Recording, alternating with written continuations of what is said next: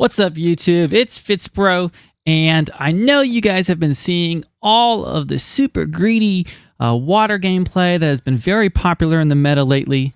And this round, I decided to do an all-in strategy, classic Club Rush. We all know about it, and it worked out quite well. So let's break down this game and how you can pull off a Club Rush of your own.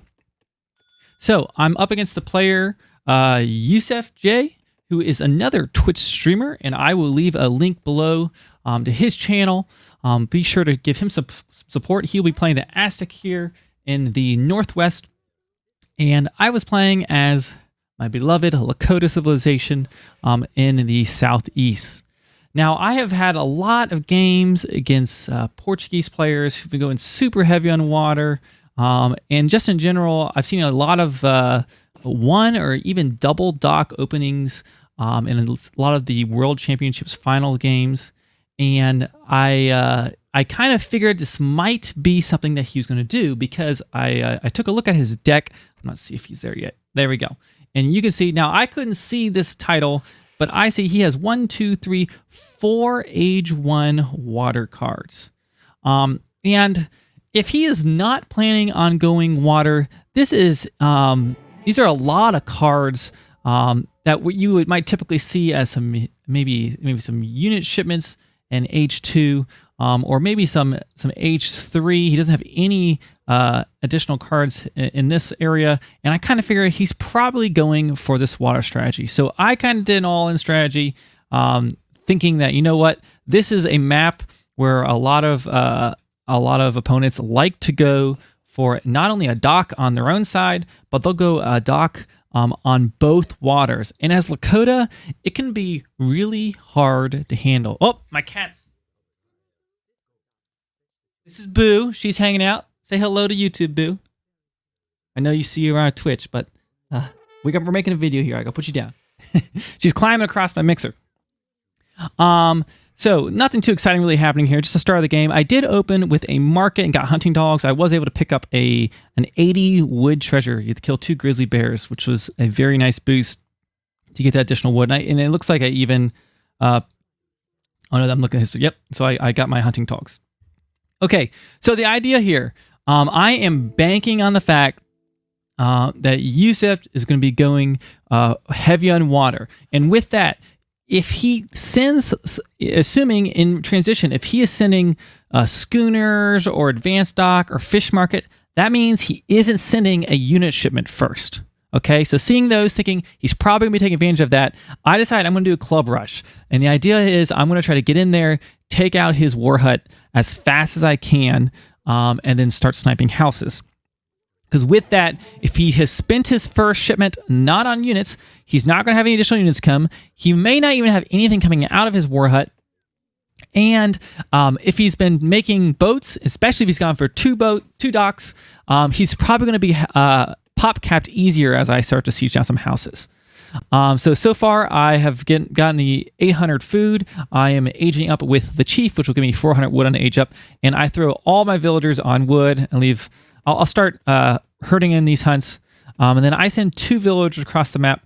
My plan right here, I'll show you my line of sight, was to get a war hut fairly close, but if possible, you want to try the element of surprise. So I wanted to put it somewhere in mid. I even thought about putting it up here. And as I move across the map, I actually see Yusef start to take this treasure, which warned me, he's standing right here. Don't walk too close. He's going to see you. So you will see, decide to pull my war hut placement back. Luckily, this was right as I was looking here, so I was able to see those wolves die, and I set my war hut right here. Now, once you age up, what you're going to do is you look. I actually backed these villagers up because I noticed that he's there. Now, I don't know if he's seen him yet. Let's see his line of sight. Okay, let's see when he gets sight of it. I know he does with this wolf eventually, but any second saved is good because you're going to be hitting him with the hard rush. Now, in the worst case scenario, if he's not going full water, I can just contest the middle of the map and just play the land game like I standardly would, and he's got a bunch of extra cards in his deck he's not going to be able to take advantage of. Okay, So as soon as I hit age 2, I'm going to ship these 7 clubs right away, and I want this war hut to be built by the time I age up, so I can instantly queue 5 clubs. Okay, so with those 5 plus these 7, you've got a nice mass of clubs. If he has no units starting out, especially against Aztec, you can get really... Okay, so he spots me right now. Let's see if he reacts. His wolf walked by. Maybe he hasn't noticed it quite yet. Okay, he's already put his war hut down. Now let's see shipment-wise what he decides to send. Oh, he is housed right now. Look at this. He could cancel a fishing boat, but he hasn't yet. Has not started. And he decides to send a wood shipment. Now, if Yusuf had sent the 9 Atantan slingers, they've changed the names of these guys, he possibly could have easily held this off, but he does not have the wood to build a house, which I think he could have canceled one of these, but he's already invested in the 2 docks. He's trying to use these, and out come my 5 clubs, and you will see my shipment's going to arrive here in just a second. I'm waiting because I want this whole mass to be together when they hit. Don't want anyone getting picked off in case he has something.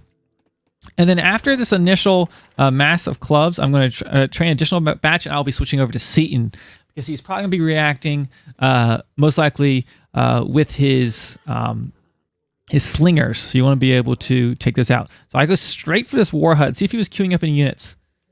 Man, he felt super comfortable. I don't think he thought I was going to the club rush. I think I was gonna put some moderate pressure, but he didn't even train up 2 units till right now, and it's too late. So we're gonna get that war hut down, and then in comes my additional clubs. I'm kind of taunting his boats. I knew he was going to be doing this. And at this point, he's in a really bad situation. Now, he could have built this war hut in the back. It's interesting he built it right here. I think he kind of underestimated these clubs because, I mean, a lot of times on this map, if the Lakota player does not, all in like this, he would have had a completely booming economy, which is part of why I wanted to do this. This would have been really hard for me to keep up with. I would have had to, at the very least, put a dock of my own and apply some pressure. And personally, I'm way more comfortable with taking the fight on land. And so at this point, we're sitting pretty comfortable. In comes my shipment. I sent axe riders behind this because I figured what he's going to ship is probably going to be slingers, not knowing he has just been housed because I took out this one house up here.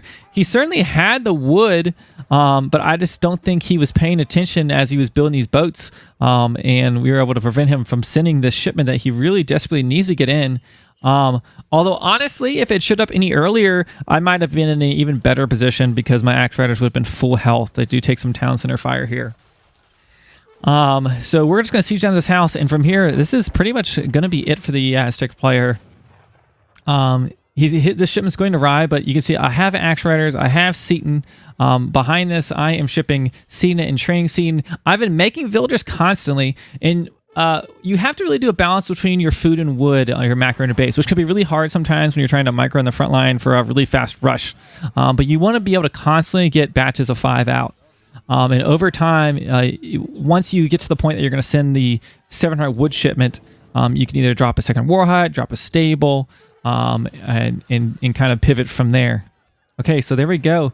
His mace come out, or his slingers, but these axe riders have no problem taking those out. I also have Seaton taking shots at those, and I'm going to speed it from there, and that is going to be the game. In just a second. There we go. So this was definitely an all-in strategy. I would not recommend trying to do this every game. I took a calculated risk seeing he had all of these naval cards in age 1. So make sure you scout your enemy's deck. Check that out. If they have a lot of water cards in age 1, they're probably going to be doing some really early dock gameplay. And one counter to that is to just put some heavy pressure on land so they're not able to use that eco advantage. Now, different scenarios. If this had been a European civilization, he could have called Minutemen.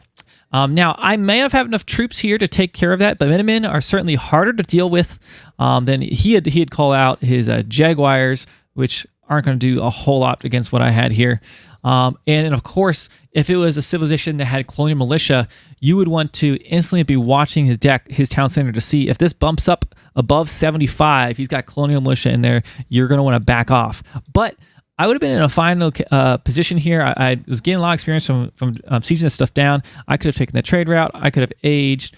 There's a lot of things we could have done. He had to invest a lot of his resources in trying to defend this, and really, he did get some boats out here, but this is just how it panned out for me. So hope you enjoyed, and I will see you guys next time. Hey guys, if you have not already, head on over to twitch.tv/FitzBro and hit that follow button to catch my next gaming live stream. I'll see you there.